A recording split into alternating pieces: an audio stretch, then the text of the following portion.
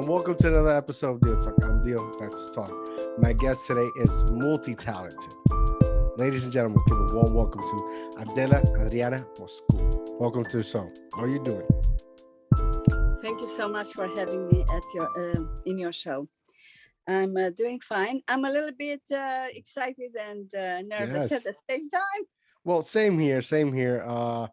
I've been following for quite some time. You have multiple talents. You're a singer, you're a poet, you're an actress. What can you do? You do so much. It's very inspiring. Thank you so much. How did you so what was first? Did you start acting first, or how did you transition? What inspired you to? Well, I'll go in chronological order because that's what you are asking. I remember writing poetry since age 6. Wow. And then, well, actually, music. I was exposed to music in my family. Everyone had a beautiful singing voice. Although they didn't do singing professionally, they were always singing. So I was nurtured by their songs. My paternal grandmother had a remarkable singing voice. She could have been easily a professional singer. My father was singing beautifully, my mother, my aunt. So 4 important significant members of my family were singing. So at the age of 3, my father took me to see my very first show of opera. Wow. And I was so enchanted with everything about it. And I remember that ever since then, I wanted to become an opera singer. So that's when Wow. music started ever since I was born. But the concept of me wanting, it wasn't a dream, it was a plan also. So 3 years old, and with poetry at 6, and with acting, it was in 2009. I was in my first movie. I was given an amazing role of playing a psychiatrist. So for me, it was a piece of cake because I'm a psychologist, a psychotherapist. And Yes. for me, it was just going to work, and it's like, it was so easy. So I liked so much the experience. The whole the whole event was so amazing because the film director and the camera person were giving me so positive feedback, and they were like, wow, the camera loves you, and the color is nice, and you are such a easygoing. And anyway, so there are so many details, so I have to focus now. So the total experience of it was so pleasing to me. And then the film director told me that Philadelphia has quite a thriving community of filmmakers. Yes. So Yes. then in if I remember, no, then in 2014, there's a team that came to Lancaster from California to make a movie. I did that. And then I think 2015, I started to connect myself with a Philadelphia community of filmmakers. And The rest is that's that. history. Here we are. Wow. Wow. That's amazing. Do you often listen to opera? Do you find that a source of inspiration to write music? At this point, I don't sing opera. I went to musical school in Romania, and Hmm. I was trained to do opera singing and also to play piano. But I left that school after a few years for personal family reasons. Okay. So I didn't follow through with that. And Wow. there's always I don't mean to make it in a dramatic way, but our aches, our pains are important. So I always felt an emptiness as far as music is concerned. When I would go to a music stores, I would ask, oh, can I touch this piano? So I would start playing and I would just start weeping. And the person would be like, honey, are you okay? It's like, yes, I'm okay. Yeah. So in the last, throughout the years, I took voice classes, and I took a bel canto class in Brooklyn College as an elective. So in the last few years, I was praying to God. I said, I did so many things that were not necessarily my passion. Yes. Still, I did it with a passion and with good intentions and all that. Whatever work I did, or hobbies that I had, or activities, I always found the beauty in them, and I enjoyed them and did it to my best capacity. Yet music, I said, why I didn't take music to an apogee? So anyway, I connected with a Voicey app, and I started to do these 1 minute or 55 seconds compositions. But prior to that, in 2012, I went to visit Romania, where I was born. And it was a beautiful happening that I wanted to do some background vocalizing with a friend of mine who was composing spiritual, religious Romanian music. Yes. And she was getting ready for Christmas, cooking and all that. So she said, why don't you spend time with my son with music and see what you come up with? So I asked him, it's like, okay, so did you compose a song? Do you know a song? Play the piano and then I'll accompany and all that. So a combination between his shyness, or I don't know if I came across, sometimes I'm so passionate and maybe I come across being forceful or whatever, and my ignorance in terms of not knowing some songs by myself, or I couldn't think of anything. So I said, okay, so we'll just improvise something. So I started to sing, to improvise. He accompanied me, and I don't know how long it took, 3-4 minutes or whatever. I said, wow, that sounded pretty good. It wasn't bad. I said, let's do it again. So he looked at me kind of shocked, and I'm like, what? So I said, how did it go? He said, I don't remember. I said, oh my goodness, we lost it. And it was so beautiful. It was like, wow, So then I asked him, sometimes I ask silly questions. I said, is there any possibility that when we play around like this, you would record it? So he smiled subtly and he said, yes. So then here I was in front of his microphone, and I started to sing. And it's just, I don't want to say I was a channel, but it was such a divine inspiration. The songs just came to me, same like poetry. So they came to me, and so that's how 12 songs were born. And these are the 12 songs that I finally, took me like 9 years. These are the ones that I share on the CD that I'm calling My Sweet Romania Love Songs. So that's the story. So you have an album with these songs. Yes, it just arrived not long ago, a few days ago. So now the CD Baby company, they were asking me, I have to fill out certain forms, and then it will be available on the market. So I will have to send you one. Yes, yes. So it's here. This is the cover. Wow. I'm not sure if it shows the other way around, and I don't know if the light reflects. No, it looks perfect. It looks perfect. So this is the cover with a photo when I was younger. Wow, beautiful, beautiful. Because the songs, it was done in Romania, so it was very nostalgic. And this is the cover, the back cover, more colorful, with a list of the songs. And this is like an actual photograph. That's beautiful. What's your favorite song from the album? I didn't expect you will ask me that, but it's a legitimate question. To me, it's almost like you ask me, which is your favorite child? Or a painter. I do fine arts painting. Yes. And sometimes people say, what's your favorite palette of colors to work with?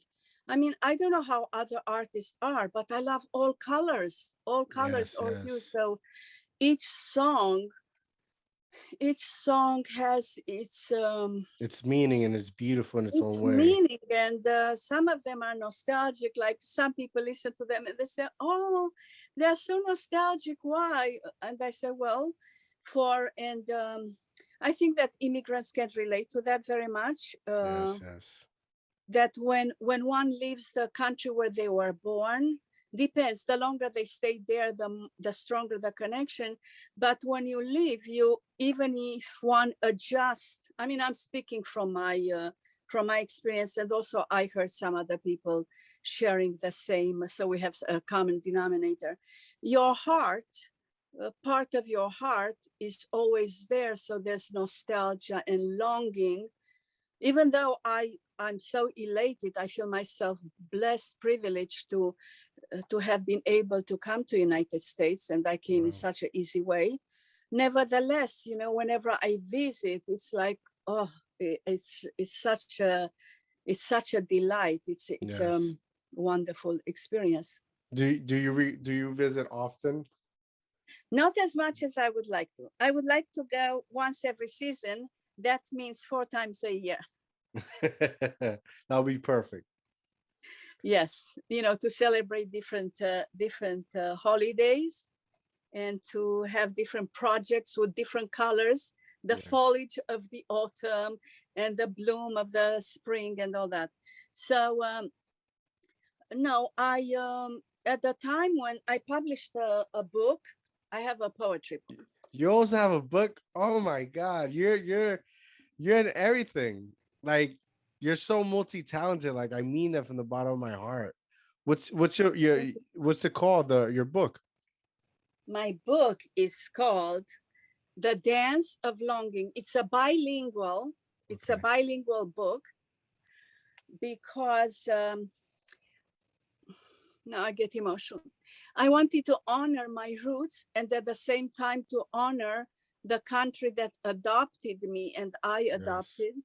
And I wanted to, it's also like it could be fascinating for someone to read a poem in English and to see how it was originally done in another language. And at times, some of the poetry, I composed it in English and therefore I translated it in Romanian. So on one page is Romanian and the other English. Uh,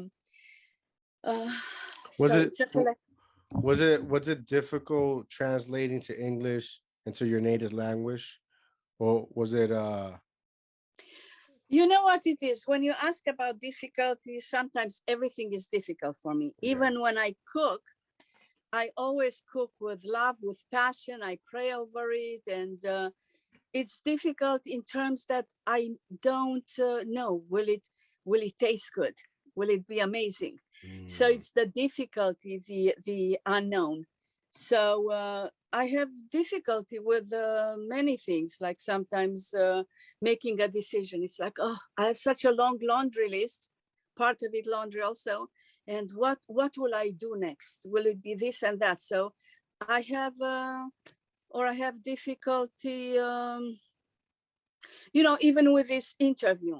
My yes. difficult was, wow, how will I come across? Will I express myself in a way Correct. that people Yes. will understand? Will I Well, come across arrogant, which I don't want yeah. to? Will I Well, start crying? I that's when we first initially started talking.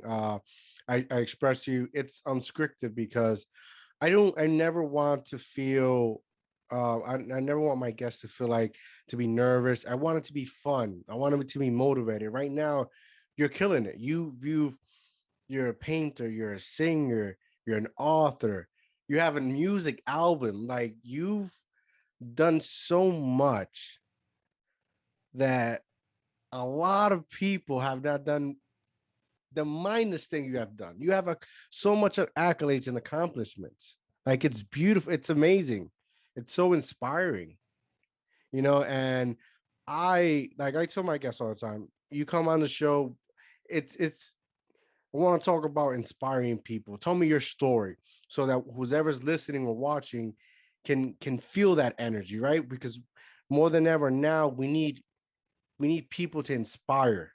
We Yes. need people to motivate and say, hey, it's hard, but you can still do it. And like you just said right now, it's hard, it's difficult, but look how so much you have overcome and accomplished. Thank you so much. So going back to answering your question, if it was difficult, it was difficult to a certain degree because English is my second language. And even though to a certain degree I may express myself in a quite sophisticated way, Yes. at times I'm not familiar with at times I make mistakes whether to say in, out, certain expressions. So I wasn't sure. And then I was concerned about it. And then I said, so what? We have the poetic license.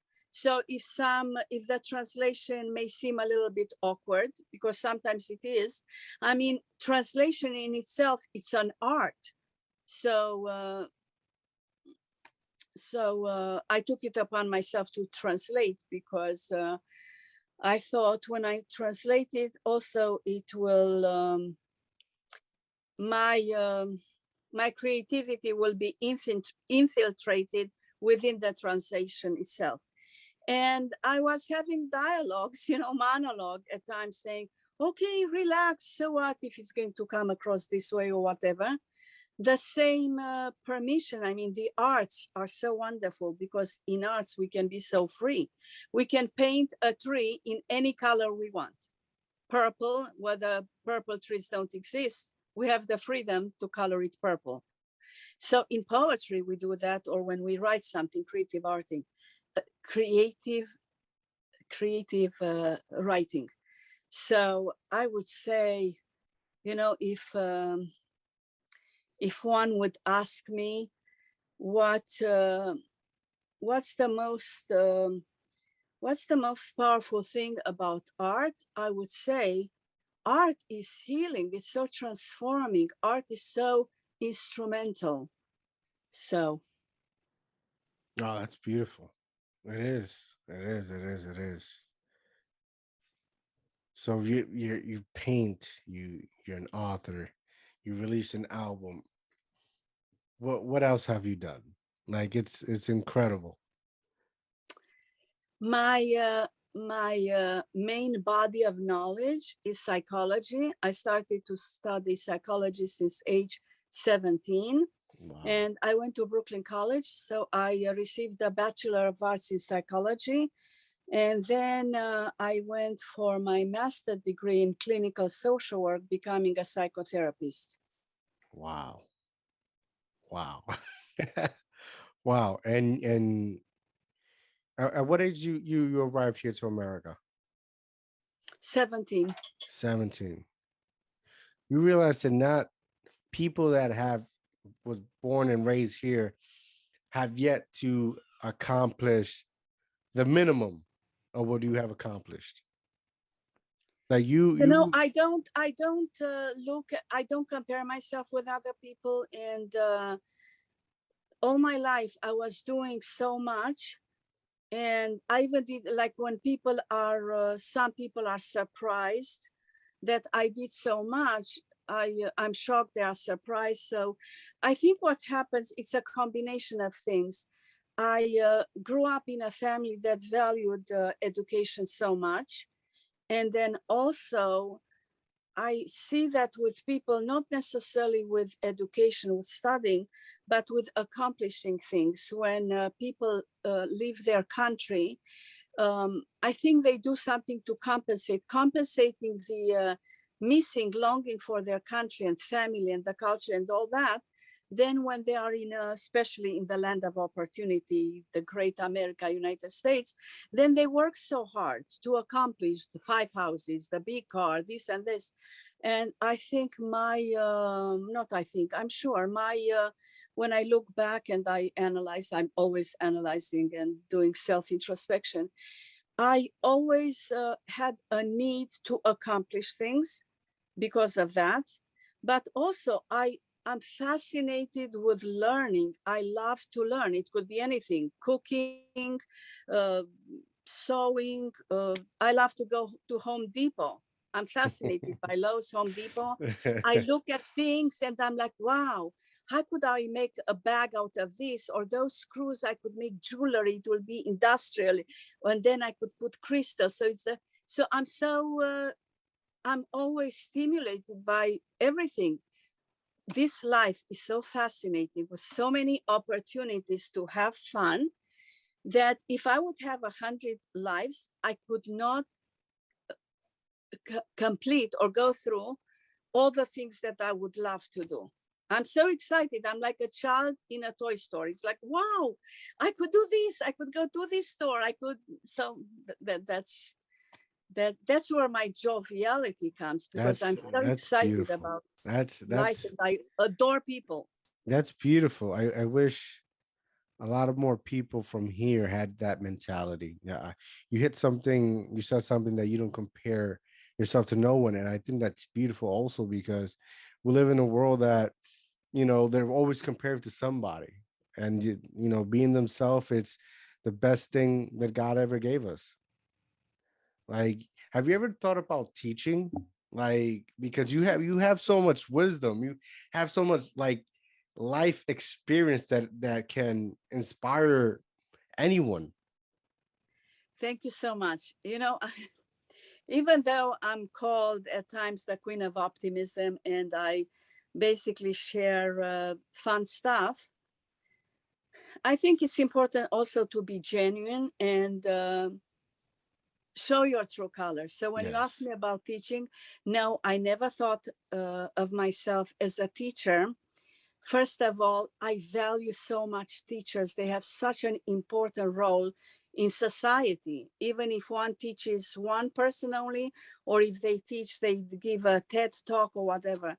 So it's not that I have a complex of inferiority. I would have to be amazing to to to meet my own criteria of being a teacher. Hmm. So no, I'm a doer. I'm a dancer. Oh, I forgot to say I'm a dancer. Yeah. Oh So man. when I was asked to teach, it's like, oh my God, no, I cannot teach. No, I'm not good educator and all that. So my teacher who gave me a job, go to Queens and they have this smaller group of women or whatever, she was very clever. So she said, think about it that you just share your dancing. So that worked. So I did teach. And when I worked as a psychotherapist, at some point, I was asked to teach basic skills of counseling to a few people that wanted to become counselors at Samaritan Village, a drug rehabilitation center in Jamaica, Queens. So I was overwhelmed because I couldn't, in certain professional settings, you can't say no. And it's like, how will I get away with this? So you know I didn't fake it, because you cannot Yeah, fake certain yeah. things like that. But I organized myself and I told them, I'm not a teacher, I was not trained to teach, but it's my pleasure to share what I know, to share the knowledge from a scientific point of view, and also my experience, and so I pointed certain things out to them that were not pointed out to me when I studied to be a psychotherapist. It's the human element. When you meet with a patient, I like to call them clients, it's very important to come from a place of love, unconditional love. And before that, I mean, maybe both of them at the same time, respect and love. Because when a counselor has that, the client feels it. So they don't put any barrier. They are open for that transformation from being in a place of pain or whatever struggles they have, to allow themselves to engage themselves in the therapeutic process, where the therapist is helping them help themselves, so they could move from darkness to the light, from being dysfunctional to a certain degree to function, to survive, and then to thrive. So yes, so I did teach counseling skills, and I did teach dancing, and that's about it. I don't remember anything else. If I taught anything else, no, I don't remember, I unless mean, it will come back later. I mean, you've done almost everything, from acting to singing to dancing to teaching to studying. Like you have a very large resume, and you did it all out of love, out of just wanting to live life Yes, and very much so. experience. Yes. My my big uh, desire, plan, hope for myself was to make a nice difference in the world, whether it's with something that I say to someone, whether it's a song or I don't know. I make jewelry also. You're a hustler. You're a born hustler. Oh, I even took a course of bartending when I lived in New York. I lived for 17 years in New York. Yes. So this country, the anxiety is built in because there's no certainty, so no security of anything. And I said, well, God forbid I cannot work as a psychologist for whatever reason. Let me learn some skills. So I took a bartending course, and also doing manicure course. And also I taught myself to write and play ping pong with both hands, just in case something would happen with my right hand, I could still write and play ping pong with my Oh, left. you're definitely a survivor. You're definitely a survivor. I'm a mashugana, how they say in New York. So Oh yeah, man, you're definitely a survivor. You wow. It's wow. It's a lot. What's been your favorite movie you have done, like, so far? the thing is, because I'm such an avid learner, every movie that I have been has an importance in my life, and it was joyful. I learned, and like for example, I did a movie. I was a zombie. Really? So Yeah. I was a zombie. Okay, so now we had to. I was told to wear disheveled, holes, whatever. I was ripping t-shirts and staining them, you name it. So then the makeup person was applying the makeup, and it was fake blood included. So me, I always ask questions. Some people are annoyed, but I ask because how else would I know unless Hmm. the person would be like, okay, honey, now I'm going to apply this. Now I'm going to do this and this and that. Not everyone does that. I Hmm. mean, at the Hmm. gynecology, they will be like, okay, this tool will be a little bit cold, or I will warm it up or whatever. And I appreciate it. It's like, wow, I love the Yes. bedside manner. Yes. No, So you're right. You're totally right. I asked the question. Excuse me, can I ask you some questions because some people are annoyed? He said, go ahead, honey. I said, can you tell me the rationale? Why are you applying blood on my face? So she looked at me shocked, and she said, because you are a zombie. Your role is a zombie. I said, okay. And so she realized, she said, do you know? She said, well, zombies eat flesh. I said, they do?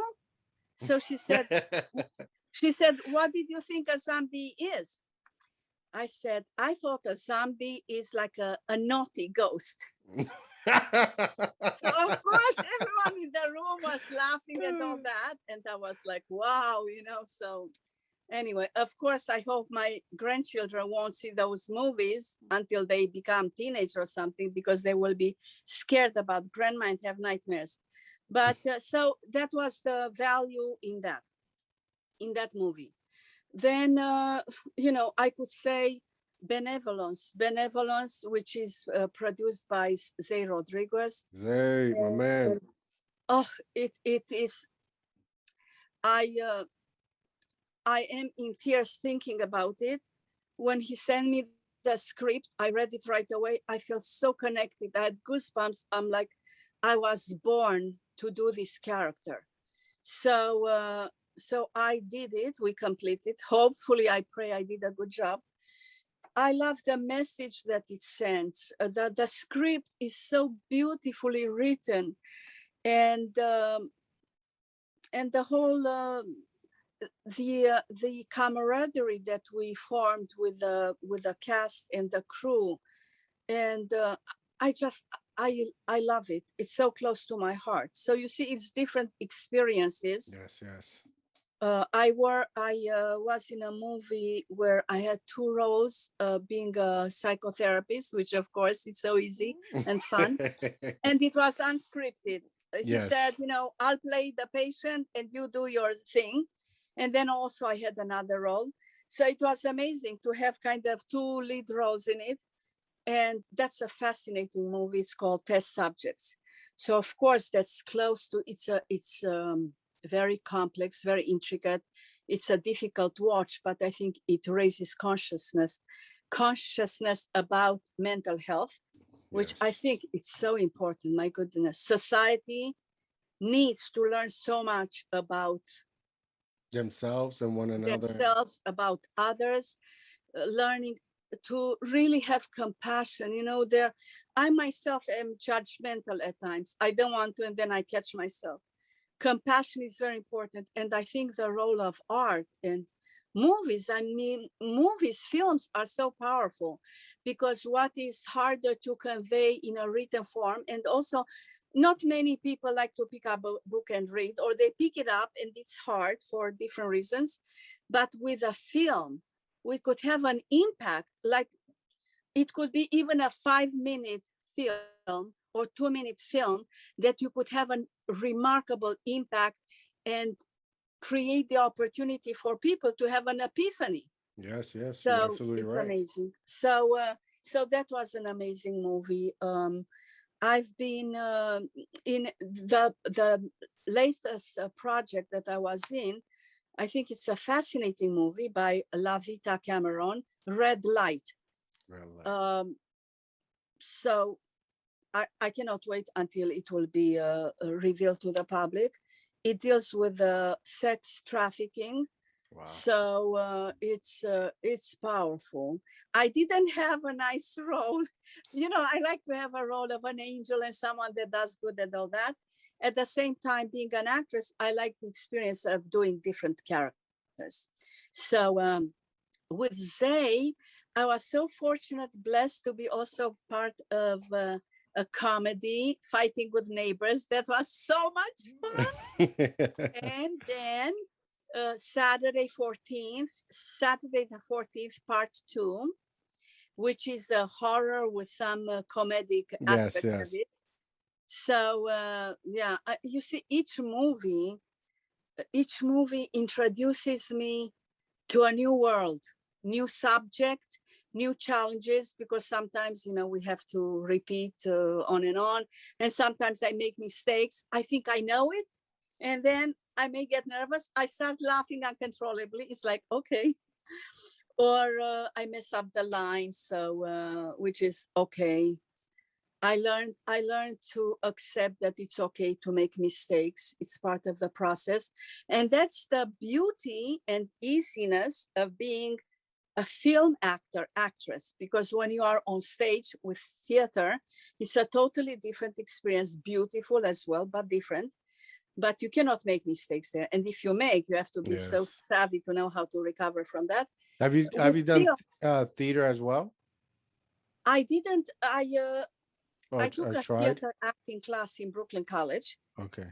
So the teacher said to me, "You are a theater major, right?" I said, "No, I'm a psychology major." So he said, "As soon as the class ends, go to the department and change your major." Of course, I didn't do it, but he was saying that I'm excellent for drama. So that the learning experience of a few months for that course came in so handy when I became a film actress. Wow. That's good. That's experience right there. Yes. Have you gone won any awards like because you're so multi-talented. Like you could win an award in poetry, you could win an award in dancing. Like, have you been blessed to achieve some awards? I did not. My book did not participate at any competitions. Um, Part of it because it takes energy. I wish I had a team. A secretary, a chauffeur, blah blah blah. Yeah. So no, I didn't submit it at competitions. Poetry is much bigger. I don't want to say it's more beloved in Romania, but over there people are more active within the poetry circles. So since I didn't live in Romania and I didn't have a manager or whatever, I did not submit it to any competitions. But therefore I didn't win anything. But I don't know, I feel so funny about competing because each poem has its beauty. Each artist, like, how should I compete with my book? I don't know, I don't even agree with that. Got it. With a film, is different, although maybe I have the same attitude. I don't know. In film, the film directors had submitted the movie, so it was easy for me. I had to do nothing. Although I'm not lazy, it's just I'm so overwhelmed by so many things that I do, and sometimes I'm overwhelmed with my inability to do certain things that I would like to. So even internet, like in the beginning when I took part of a Zoom meeting, it took me half an hour to connect, but something was wrong with the page. And when I heard that other people had the same difficulty, I was like, okay, Adela, it's not you. But many times I take things personally. I'm oversensitive. I don't like that about myself. But yeah, I take things personally. It's a work in progress. I'm the same way. It wasn't until a couple of months ago I had to realize I can't take myself so serious sometimes, because not everything is worth your energy. So Yes. we're all human beings. We all make mistakes, and we're all work in progress. Yes. Yes. I mean, I'm so forgiving and so compassionate to others, but when it comes to me, it's like I could say that I'm a recovering perfectionist. So yeah, we are a work in progress. So yes, I won a few awards. I was the lead actress in a movie, Canvas, and I was Canvas. the very first person to win an award. I won the award for best lead actress. So I Wow. was the first person to win an award for the movie. So Congrats. thank you so much. That movie was amazing. The same thing happened when I read the synopsis that was given to me by casting director. I had the same feeling, goosebumps, and I was like, I was born to do this movie. And yes, it was amazing. Have you ever tried doing movies in your country, like in your No, native language? No no, opportunities. I was invited recently to be part of two films, but then Corona Oh yes, tragedy, the yes. pandemic happened all over the place. So as you know, even in United States, so many movies had to postpone or going through adjustment. So no, I have not done any films in Romania. I would love to. So we'll see what happens. And then I won some other awards for best supporting actress. I don't know. I won a few awards, maybe 5, 6 altogether. It's hard to Wow. keep track. Even when I sent my resume, people were like, I'm not going to curse, but Mhm. they would be like, what the F, Adela? Your resume is 8 pages. I said, wait, I even didn't write everything that I did. Hobbies, Yeah. reflexology, Yes. Yes. bioenergy, Reiki master, all kinds of things. So at times people say, like when I went to visit Romania, I visited Romania, when was it? Let me see. Well, one of those times. So I did a business card and I wrote, singer, dancer, psychotherapist, this and that. So I showed it to my friend. She said, "Are you crazy? People are gonna think you are crazy. You are doing so many things. They will think you are a fake." I said, "Well, I did that. So I did all those things. I'm not a fake. I'm very truthful." So then I went to the printers and I did something, a simple card only saying psychotherapist, poet, and I forget what else, three things.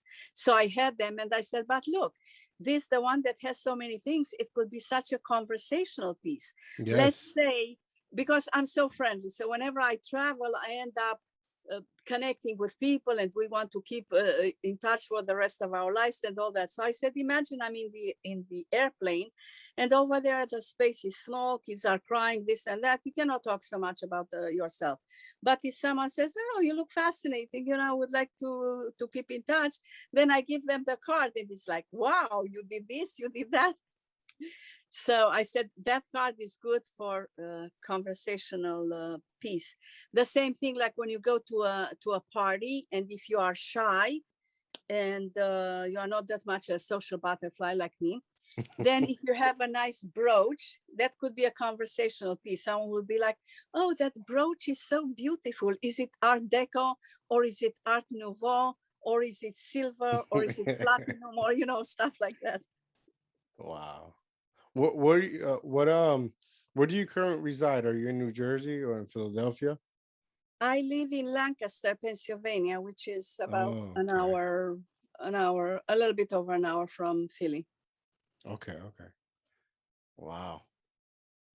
So like are you when you get called for a role, do you go to like calling casting? Oh dear, I went to a calling casting in Pittsburgh. There were, I think, 6,000 people. We stayed in line, Wow. thick lines. So I went because I wanted to have that experience. I don't like casting calls because there's no guarantee. There's no guarantee that you are going to be chosen, and it's the transportation, the money that you pay, the nervousness, the waiting and all that. So I don't like that. I did go a few times and at times it wasn't successful. So it was I understood that was one of the possibility, but it didn't feel good. So I didn't feel rejected. It's like I put so much energy and money into it, and Yeah, yeah. for what? So of course, probably this is the fantasy of or the plan of many people to become. I don't want to say successful, but to become valuable in terms that people see you someplace or they are recommending you, and people call you and say, "Hi, we need a gypsy. Do you want to do it?" It's like, sure. Tell me when, where, and what do you want me to wear? You want red or purple or whatever. Give you So options. yes. So yeah, that's my answer to that question. So you have all the when it comes to movies, you have so much experience. Have you ever thought about producing your own film? Yes, I wrote a script for a film, Yes. but Oh, I there don't you want to talk go. about it. I want only to inform people when it's all done. Okay. Okay. That's great. That's great. That's great. Wow. What don't you do? A friend of mine was seeing the announcement on Facebook that I'm releasing a CD, a music CD, and also he saw some advertising for some trailers of the movies, and he said, "Is there anything that you don't do?" I said, "I don't go to the moon."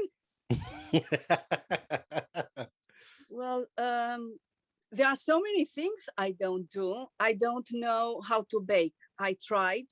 It's just I'm wasting the product.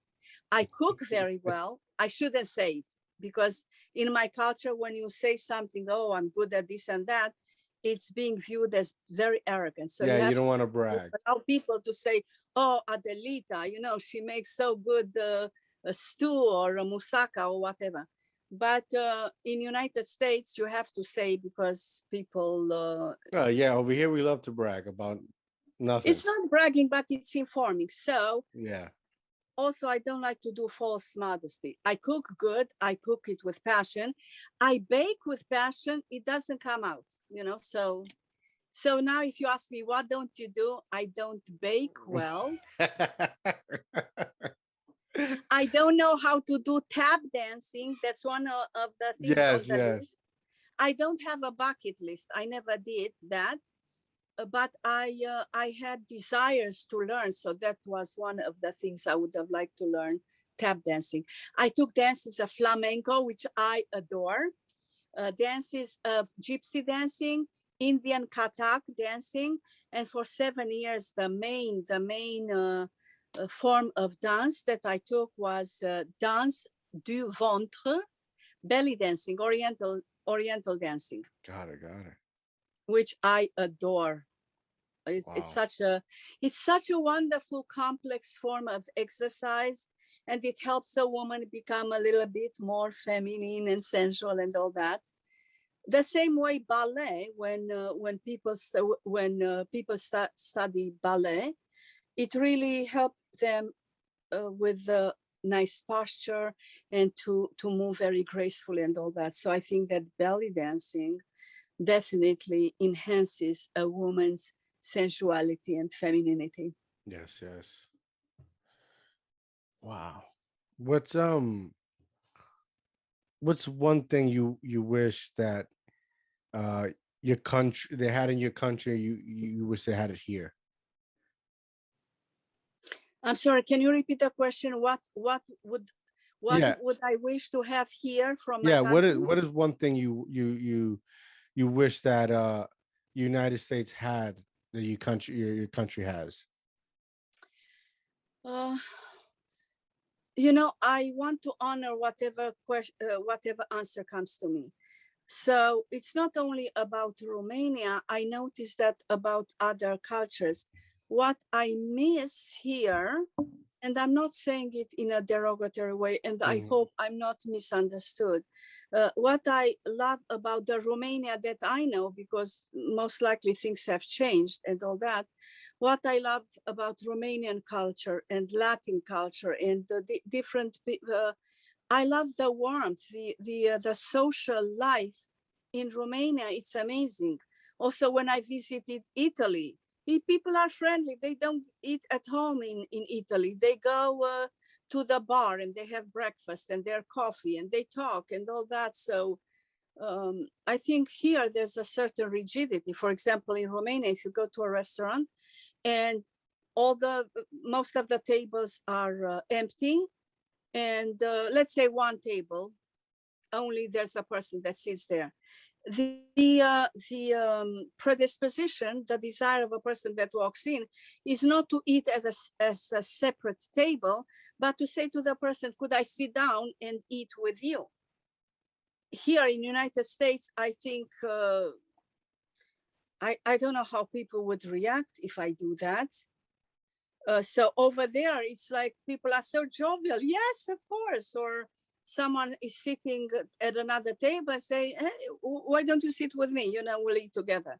So I miss that kind of Socialization. camaraderie, openness, affection. Yes, I'm a very affectionate person. I like hugs, and I like I like like, for example, in this country, unless someone is asking you for your opinion, you shouldn't give your opinion. In Romania, it's different. When you see that someone is just doing something that's not beneficial for them, you are not going to wait to say, Adelita, do you have any ideas how I could enhance my time management or save money or whatever? No, you say, hey, I've noticed that this and this, have you ever considered that? Have you ever heard about that? So it's generosity, Yes, but also yes. in this country, it would be like, oh, you cross the boundaries, don't help unless they ask for help. Yeah, And I'm yeah. not like that, I'm jumping to help, not as a band-aid, but as compassionate. Why should a person, if I could share something to a person, with a person to prevent a tragedy, or to prevent not necessarily tragedy, to prevent some difficulty, why not? So I do that when I discover that they have that bus, mega bus or whatever, you with $1, $2, you could go from Philly to New York City. I was telling everyone, hey, I just discovered this. Have you known this? So many people said no, they didn't know. And they were appreciated how kind I was to share that. So so there's a difference in cultures, and some things are wonderful here in United States, and some things are wonderful in other countries. So I'm missing the wonderful things of different cultures. I'm maybe sometimes I'm always missing something. I'm longing for the countries that I visited. I traveled around the world. You traveled a lot. Yeah, I traveled to India, to Pakistan, to Italy, to France, to Spain, to Morocco. I love traveling. So anytime I had an opportunity, I embraced that. And I miss those places, the coloring of India. I mean, for an artist, for a painter, for a photographer, the colors and the sunsets, and they are so amazing. The same way, like in Sedona, when I went to Sedona, the red rock in contrast with the blue sky. And so I miss the places that I have visited. I would say it's like a healthy longing, the longing for the beauty I was blessed to taste at some point in my life. Bro, that's you've lived a remarkable life, and where you were able to enjoy yourself. Like, if you had if you had one piece of advice that you can give to anybody, right? To sit them down and say, just enjoy life. What would you say? What would you tell them?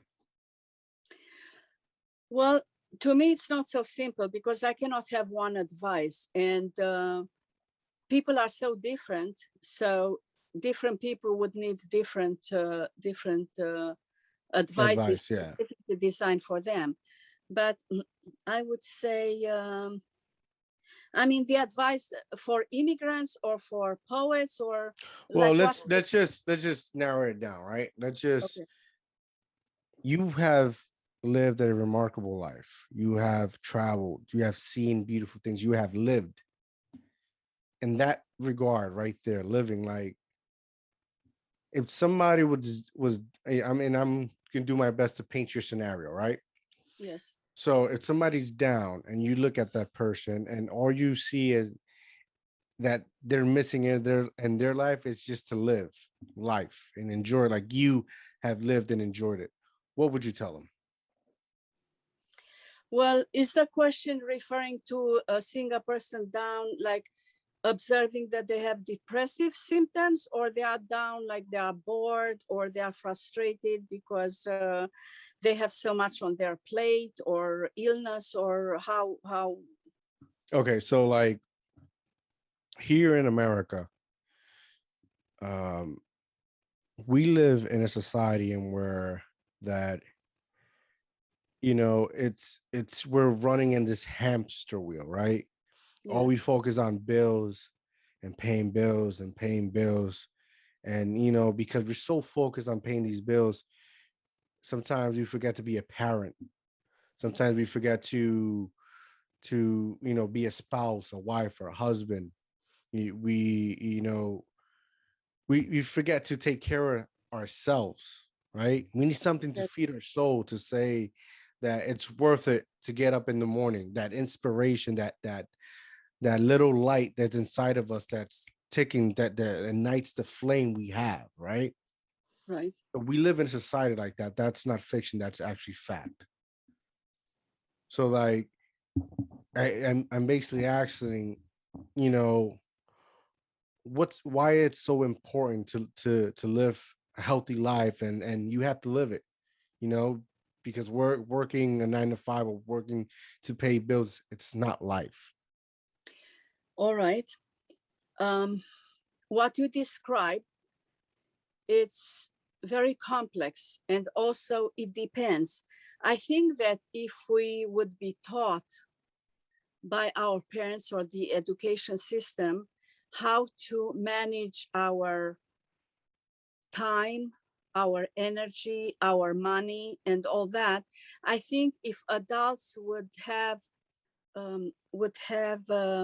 body of knowledge, would have better life skills, I think the stress would be less. For example, there are people that purchase houses or purchase cars. They do things that they cannot afford.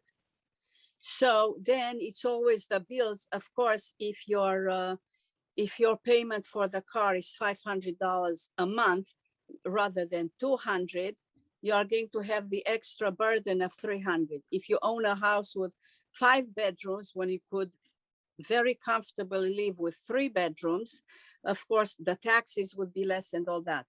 Also, it's the aspect of so many things that people, it's like the commercialism. I don't know if I said it correctly.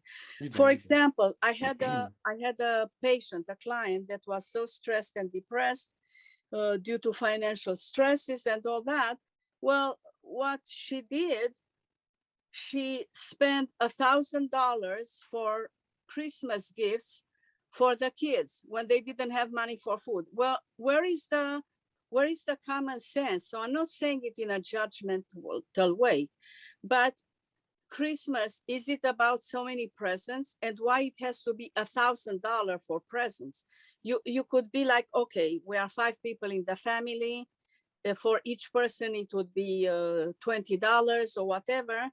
So it's the thought that counts. You could get something of $20 that the person always wanted that, or maybe they didn't want to. It could be a silk scarf that went on sale and you get it for $20. And the person is like, wow, I never had a silk scarf or whatever. So the point I'm trying to make, with less money and with good thought, giving something, learning how to give a present that is significant, you could spend little money, still enjoy Christmas, and then not worry that you spend so much money. So it's a lot of I'm guilty of that. I overshopped. So there were times in life it's like, wow, why do I need this? So I gave many things away. I will still give. So what was the question? I went off on a 10. So no, you gotta, you don't worry. You're you broke it down, but you're giving a good point. I mean, there's so much to say about any subject, and because I'm always analytical and I have so much life experience, and also having been a psychologist, it's like all these people, 6, 7 people that come every day in your office, they talk about everything, about their job, about their sexuality, about their inner conflicts, about relationship and all that. So whatever you didn't learn because you are younger, they bring it to you. So you accumulate so much knowledge. So there's so much to say about anything. We could talk for hours about everything. If talking about, so let me think. Yes, it's very important to take care of yourself, of your health. And it's important in society. I see that people end up having problems in relationships, not only, I mean, across the board, work, friendships, acquaintances, love relationships, marriages, and all that, due to the lack of effective communications. Yeah. Sometimes people say, oh, he doesn't communicate, she doesn't communicate. People all the time communicate, even when you don't say shit. Sorry, even when you don't say anything, that's a form of communication. It could be passive aggressive. But what would society benefit is for people to communicate effectively. So I would say to people, learn how to communicate effectively. There's so much information out there. You could just Google. There are so many. If you don't like to read, you watch on YouTube or TED Talks or whatever. So know who you, take care of yourself, your health. discover who you are, what you want, and learn how to communicate effectively. Like tell a person from the beginning, not that game, and then into the marriage or into whatever, Things then you change. see the Yeah. true colors Yeah. of a person. Yeah. That's being deceptive. Yes. It's cruel to yourself and to others. It's creating many problems. Then you have kids and, so So on. let me ask you in your professional opinion, right? Do you think that sometimes in today's society, right? Sometimes it's difficult for us people to progress or do anything because we have lack of values. Well, when you say lack of values, I'm thinking everyone has values, but it depends what. If for a person Very true. their integrity to be their value would be, I don't want to steal, I don't want to lie, I like to be monogamous, I like to save money, I like to help people and all that. That's their values. So in terms of like bad values, so everyone has values. It's just the values are different. So I don't think that people lack values. I think that They lack the right ones. well, it's such a complex question. Society has many problems, and also people transform themselves. I think it's important to give chances to people. A person could have done horrific things in the past, and then they go through a rehab, drug rehab, and a spiritual rehab and all that, and they could become people with amazing high moral values and do amazing good things for society and actually help those who don't have those high moral standards to say, look, I have done that and I have suffered and I hurt people. There's a way out of it. So that's that. Did I answer? Yes, yes. It was very. It's very real what you said. People change. They transform. What they did does not define who they are tomorrow or the day after. It's every day you have to be a little bit more better than where you were yesterday. And there's hope. There's always hope. So yes, I remember your question. When someone feels down, I usually ask people, I say, how are you feeling today? Instead of leading the witness, I don't say, oh, you look down or whatever. I say, how are you? How are you doing today? How are you feeling? But I'm not saying it in a superficial way. I see that in United States, it's like, hey, how are you doing? How are you feeling? And then I will tell them, well, I have this internal conflict because this and this, and last time this, Yeah, here so you can't be honest. You can't be honest with that for some well, reason. I have difficulty with that. I like Mhm. to be honest all the time. That doesn't mean that I'm going to say everything about myself because at Yes, times it's yes. appropriate, but whatever comes out of me, whatever I say, I want it to be real and I want it to be honest. So if I see a person, I would be like, hey, how are you doing? So if they say, I'm fine, and I'm like, okay, is that an American? I'm fine, thank you, goodbye, or you really feel fine? So then they start laughing. I Yes. said, to me, you appear this. I said, I wonder if I could be of any help. And they're like, oh, how the F can you help me? Like some people are angry. How, Yeah. because they go through something and I don't want to say that they are narrow-minded, but at times their sadness overshadows The even their possibilities. imagination. Yes, yes. Anyone could help us. A 5-year-old could help me. I could stay in line shopping, and then a 5-year-old could say something that could be so wise and could be exactly the answer that I've been praying to God. It's like, God, give me a sign or It's something whatever. so simple. Something so simple. So life is so beautiful in terms that you never know who you meet or who you hear, what you see, that can help you make a 180 turnaround. So I would Yes. ask the person, what's happening, and then I would see, I love to connect people. I consider myself a bridge. So if a person, whatever the difficulty the person would be, I would connect the person with other people if I couldn't help them. So generally speaking, if someone is frustrated with not accomplishing something, I could ask them. I always like to get involved in a dialogue. Okay, so you wanted to become this. What have you done? What are the steps? But in a way, not to judge the person, just to say To what were understand the, and help. just to understand and be able to enlarge their horizon. So yeah, it's so many questions that are asked. They might appear to be very simple. They might be simple questions, but I have so many answers to. There are so many variables to answer a question, depending of the context, the culture, the person, the age that they have, the traumas, past traumas. In Romania we say, I have a word. If you are burned with soup, then you blow even in the cold yogurt because you are afraid, it might burn you.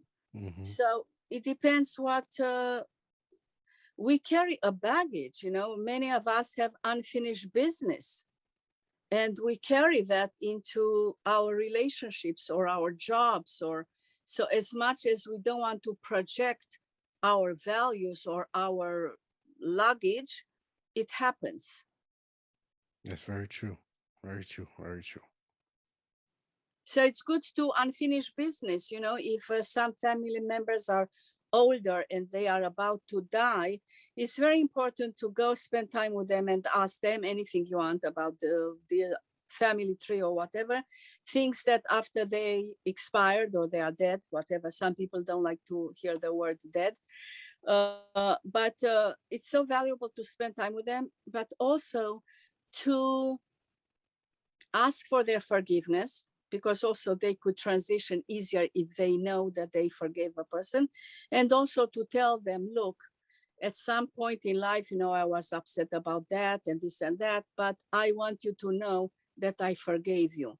The forgiving each other is such a powerful, it's such a essential, it's a vital part of our lives, that when people, that's the advice that I give to people: unfinish the business, forgive others, forgive yourself, communicate with people, and if something doesn't work out, let go in a very civilized, very caring way, because breakups, separations are very traumatizing, are very painful.